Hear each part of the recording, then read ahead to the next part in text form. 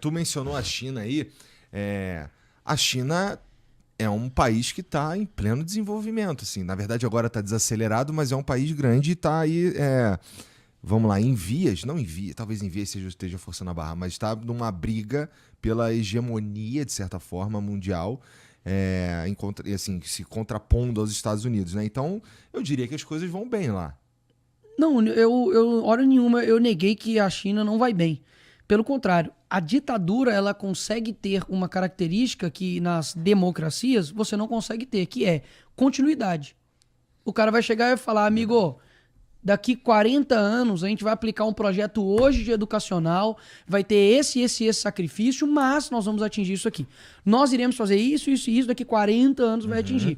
Pô, vou te dar um exemplo fácil de entender para todo mundo que tá vendo aí. No governo Bolsonaro foi criada a Secretaria de Alfabetização, beleza? Pelo Carlos Nadalim, um monte de gente trabalhou lá, inclusive o Sérgio tá aqui, trabalhou lá. O governo Lula chegou e extinguiu o programa. O programa, inclusive, cara, que tinha um maior acesso no aplicativo, que era um programa que era Leia Pra Mim, né? É isso, Leia Pra Mim, Conta Pra Mim, que era um programa que fazia com que o pai lesse com o filho, e isso, assim, estatisticamente, com paper e pesquisa, mostra que isso potencializa muito o intelecto da criança, né? Ter a leitura juntamente com os pais. Extinguiram o programa.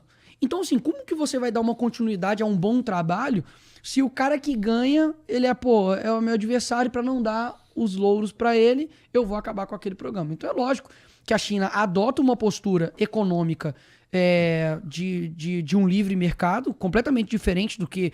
Você pode pegar qualquer comunista aí de meia tigela, ele vai defender algo que é completamente algo diferente do que a China faz, mas internamente você não tem aquilo que eu acredito que em outros países livres tenham.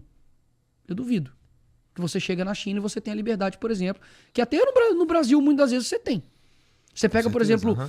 Você pega, por exemplo, ali alguns países que geralmente a esquerda gosta de exaltar, e levando até mesmo pro lado da questão LGBT,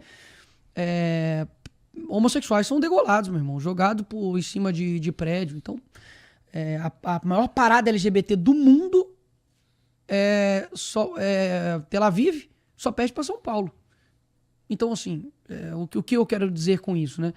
De que, sim, é óbvio que até mesmo numa ditadura você vai ter algumas coisas que vão dar certo. Inegavelmente. Tu falou aí de esquerda e direita. Cara, a direita no Brasil, ela é bastante confundida, assim, ela se mistura muito com a ideia do bolsonarismo, né? Tu concorda com isso? Tu acha que, assim, a gente tem uma direita fora do bolsonarismo que seja expressiva? Porque, assim, porra... Eu não quero dizer nada com isso, tá? Mas assim, tu é mais identificado mesmo com a galera do Bolsonaro, não é? Sim. Os caras estão te batendo agora, o cara. Não, é engraçado, né? Aqui dentro os caras me acusam que eu não tô do lado do Bolsonaro, mas fora eu sou um dos maiores bolsonaristas. Só pra você ver então, o nível de... E aí a gente tem o que a gente chama de direita no Brasil, todo mundo entende como bolsonarismo, né? É porque o que acontece? Primeiro, vou dar um passo anterior. Tá. Você tem a figura do Olavo de Carvalho, que faz uma pavimentação intelectual daquilo que basicamente não tinha aqui no nosso país. Juntamente com o Mário Ferreira dos Santos, mas principalmente o Olavo, que conseguiu trazer, por exemplo, para mim, quando eu tinha 13 anos, de uma forma assim, simples, uma forma, digamos assim, rasgada, o que é o que estava acontecendo.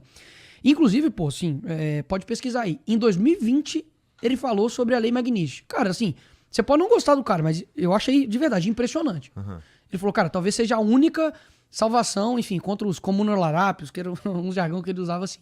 Então, ele tinha uma capacidade, e principalmente filosófica, cara, não somente política, mas filosófica, que eu gostava e muito. E só pra deixar bem claro, assim, o quanto que eu consigo e aprendi o que a Bíblia diz a respeito de você examinar tudo, extrair o que é bom, de que o Olavo, ele é católico, ele faz, assim, críticas severas ao protestantismo, ao Lutero, e eu sou protestante. Então, só para deixar claro que, assim, eu consigo, sabe, delimitar ali o que cada um consegue trazer, enfim, para o mundo em nível intelectual.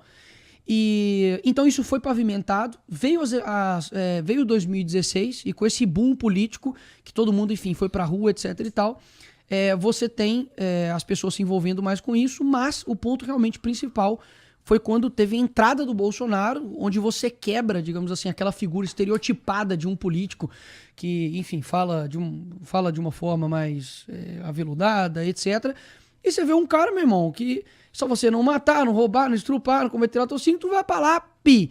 Esse cara F é a vida da gente a vida inteira. Nós vamos passar a cabeça dele, tem que se F e acabou.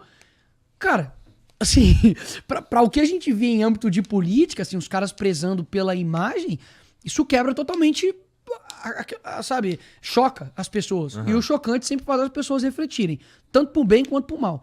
Então eu acredito que a partir dali as pessoas realmente tiveram um interesse a mais de saber de fato, cara, quem que nos governou esse tempo todo? Porque no fim das contas, eu votei, por exemplo, na Aécio achando que ele era de direita. E eu não tenho dúvidas que muita gente também.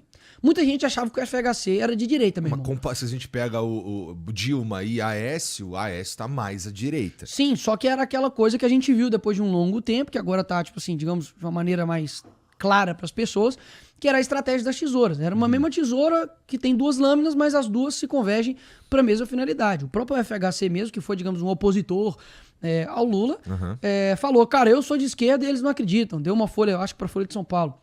E, pô, a gente tem o melhor exemplo agora, que é o Alckmin.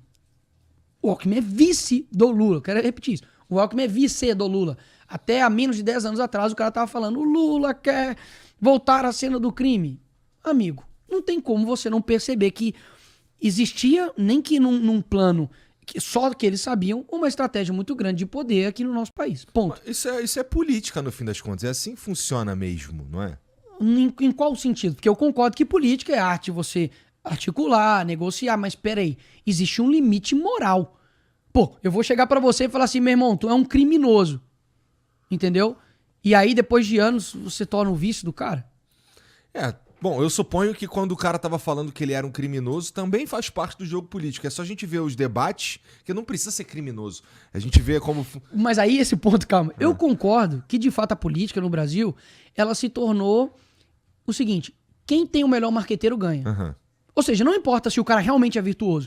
Isso, inclusive, é algo no seguinte sentido. Antigamente... Isso que tu falou é uma das principais verdades de como a democracia funciona no Brasil. Meu irmão, por que você chama alguém hoje, um político, enfim, os caras... Eu não caguei pra me chamar de Vossa Excelência. Se me chamar de você, tá show.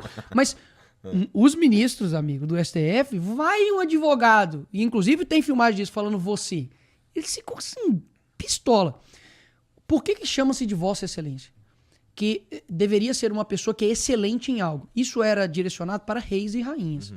Escolhia-se quem era o melhor, o excelente para poder governar aquele país, é uma pessoa capacitada, uma pessoa que vai conseguir, enfim, fazer com que o nosso mercado chegue para outros países, com que a gente tenha um bom armamento bélico, um bom exército, vai nos proteger, vai trazer alimento, beleza. Ele era excelente em governar o país, tá? O Sérgio Cabral é Vossa Excelência? Um cara, calma, não precisa responder não. Que foi condenado a 400 anos, quer dizer, então, que o Lula, condenado em 3 instâncias, condenado por lavagem de dinheiro e corrupção passiva, ele é uma pessoa excelente? Quer dizer, então, que uma pessoa que dá penas desproporcionais para crimes que a esquerda cansou de cometer é uma pessoa excelente? Então, o que a política se tornou aqui no nosso país? Quem tem o melhor marqueteiro?